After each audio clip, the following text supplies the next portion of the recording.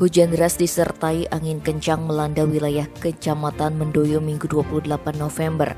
Akibatnya sebuah pohon mangga roboh dan menimpa atap rumah warga di Banjar Pangkung Lubang, Desa Pergung, Kecamatan Mendoyo. Beruntung tidak ada korban jiwa dalam kejadian itu, tetapi atap rumah milik Inyo Manarde hancur. Puluhan warga bersama aparat bergotong royong membersihkan puing-puing pecahan genteng beserta batang pohon.